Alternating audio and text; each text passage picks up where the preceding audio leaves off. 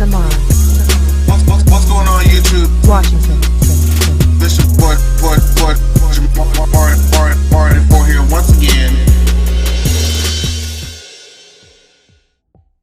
Hey, what's going on YouTube? This is your boy Jamar here once again, and we are here. Mind you, this is the third video that I've recorded today. These are going to probably all be spread out through like the week or whatever, however I want to space it out, but we are doing another album ranking. Okay, we're doing another album ranking, and this time it is for my girl, Rihanna. All right? Anybody who knows me personally knows that Rihanna is probably my main bitch of all bitches. Personal, just preference. It's not like I think she's the best thing to walk the earth, but just something about her and her music just does it for me. I can't explain why. She just, I don't know. We'll be here all day, but we're here to talk about the album ranking. So let's go ahead and get right into it. Now, Rihanna has 8 albums, okay? We're waiting on number 9 to come at the 29th of February. We never know when she's gonna decide to bless us again with another record, but going with the 8 that we have now. The bottom albums, like I was having with Beyonce's, aren't as hard for me because I feel like they're very clear, I think, which ones are towards the bottom. So for me, Rihanna's worst album, just sonically as a whole, was A Girl Like Me, which was her second album. And yes, it had SOS. Yes, it had Unfaithful. And yes, it has one of the songs I talked about, because I did a previous video on my channel talk about a lot of songs that were not singles on each of her albums. And P.S. I'm Still Not Over You is still one of my favorite songs from her that's on that album. But just as a whole, there is so much filler on that album, y'all. Like, it's eek. That's still when they were trying to sell her as like this album, not this album, but this island girl. And it just, I mean, it was cute for a while, but it just never stuck. Like, a lot of those records are just not it. They aged like milk. I don't like them. I don't like them. So I'm putting A Girl Like Me at number 8. And at number 7 is Music of the Sun, which is just a little bit, it has a lot of the same critiques as having, there are some definite songs on there that I like of course Ponder Replay, and If It's Nothing That You Want, and a ballad on there called Now I Know, and Willing to Wait, but it still has a lot of filler. Just a little bit less filler than A Girl Like Me, in my opinion. Now, so those two getting out of the way, as 8 and 7 were easy.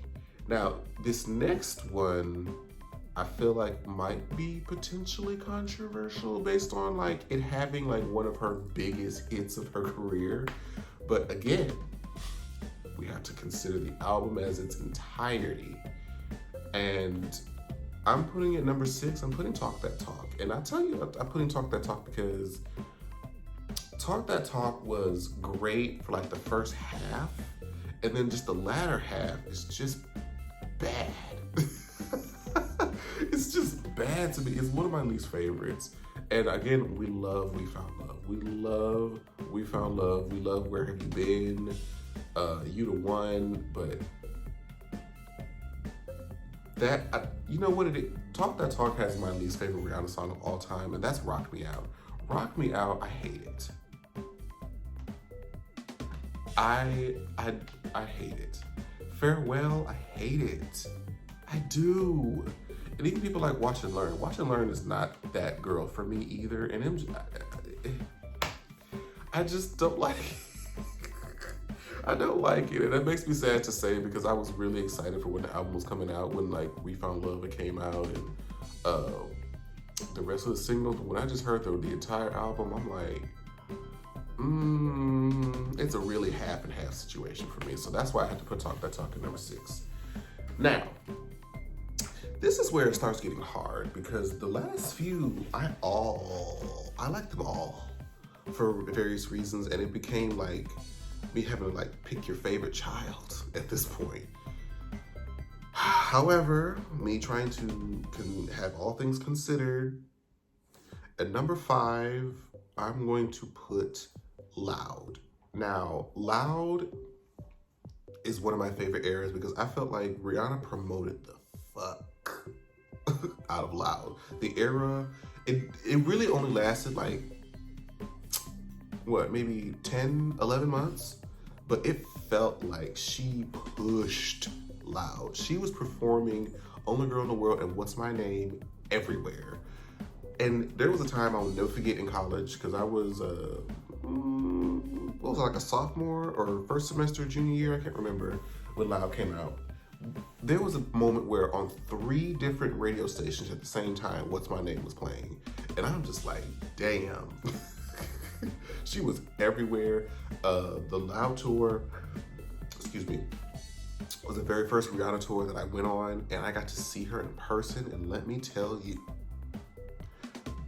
what we see on like the magazine covers, the music videos, that's actually what she looks like in real life. She actually has that face. And I remember, I will never forget that moment. I was stunned at how gorgeous she looked. And Loud, I remember being like this sort of, what do we call it? I don't want to say like a resurgence, but it was sort of like her getting her happy back from her Rated R album. And I love that genre of music for her. Like, it's just unapologetically pop. But the only reason that I kind of put it in the number 5 spot is because even though as many iconic songs that have on this Loud album, the Loud album doesn't feel like an album, if that makes sense. It does feel like a collection of singles that aren't considerably cohesive necessarily, but they sound good individually, if that makes sense. So, and that's really the only reason. I love the red hair, the aesthetic, just the bright color. Like, I watch the Only Girl in the World video from time to time, just because I love the colors of it and just the feeling and the sort of liberating sound of the song. So that's the only reason why I had to put Loud at number 5, is because of the album itself isn't necessarily as cohesive as some of the albums that I put ahead of it. So that's why Loud's number 5. Number 4 is another personal favorite of mine. Really, all of these are gonna be my favorites. It's just gonna be splitting hairs at this point. I'm putting Good Girl Gone Bad at number 4. And that is because like Good Girl Gone Bad was like her like turning point, if you remember. Because the first 2 albums, The Music of the Sun and A Girl Like Me, were her being this island girl. She had this long brown hair. People were saying that her look kind of reminded them of Beyonce, and she hadn't really established her individuality until the Umbrella video dropped. And she had that bowl cut. She had this edge. That's when her edge was really defined. And like songs like Take a Bow, Don't Stop the Music, even like Push Up on Me, Question Existing, Breaking Dishes, like she established like much more of this edge and attitude that made her sort of the Rihanna that we know her to be today. You know what I mean? And it just has like so many of her songs that have aged really, really well, in my opinion, to this day. Rehab, Shut Up and Drive, like the list goes on. So that's really the only reason why I put Good Girl Gone Bad at number 4. Oh, Disturbia. It's still number 4 though, it's still number 4. Now, the top 3, okay. At number 3, I'm going to put Unapologetic at number 3. I feel like Unapologetic does not get its just dues. I don't know why the girls don't see it for Unapologetic, but the way that I do, but there's really no skips for me on this album. There were songs that grew on me over time that I didn't like at the beginning, like Get It Over With, I didn't necessarily care for. I think Lost in Paradise, the final song, I didn't really care for initially, but like I like the entire album now. Like Love Without Tragedy and / Mother Mary is one of the best songs Rihanna's ever recorded. What Now? I love the sample from Genuine that she put on Jump. Of course, like Pour It Up, Diamonds, even Numb. Like, if you listen to Numb while on the Mary Jane, it is an entirely different experience. Numb, Nobody's Business, No Love Allowed. What? Like, I don't know what it is about just that album is I implore you to give it another chance. Like, it is still one of the top Rihanna albums for me. And it's long, but it doesn't feel long because I'm enjoying myself all the way through it, if that makes any sense. So that's why I put not Loud, child. Unapologetic at number 3. So here we are again at the final 2 between Anti and Rated R.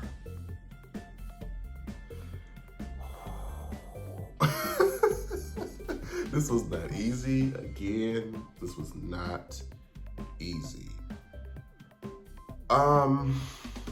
So for the number 2 spot, I put Anti at number 2, and I gave Rated R the number 1 spot, and I'll tell you why. Anti was so amazing. It was such an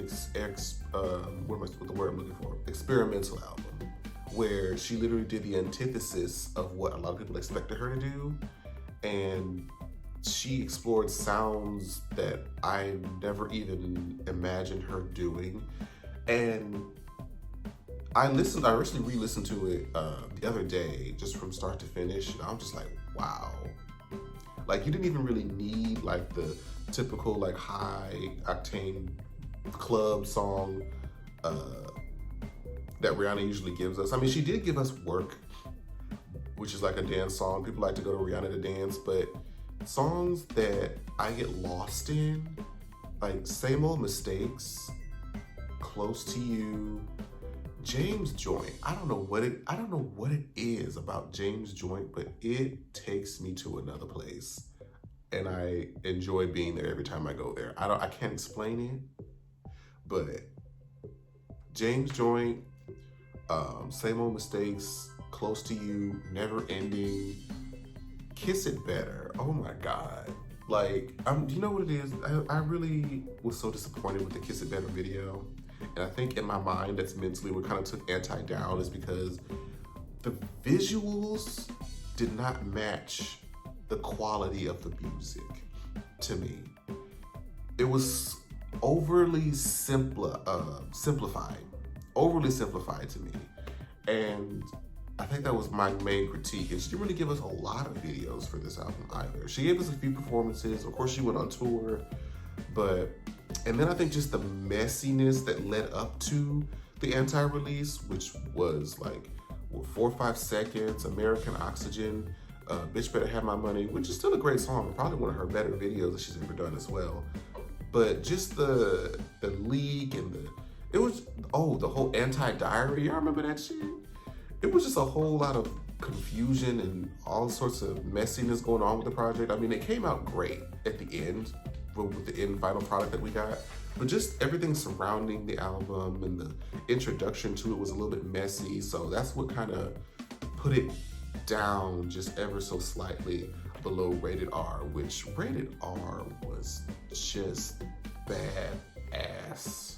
It came off of one of her most like traumatic experiences of her life. It could have been a career ending experience where people were just going to victimize her and play. She could have just been playing this victim, and she could have been defined by that moment, and she didn't. She sort of took it as like a means of like resurgence, and like she took the moment and reclaimed her power from it, if that makes any sense. Like, just the imagery of Rated R, like the short hair, the blonde streaks, and just like a lot of the imagery was dark, but it exuded like power and strength at the same time, if that makes sense. Like, the opening track Madhouse, even though it's just like a intro, like those dub step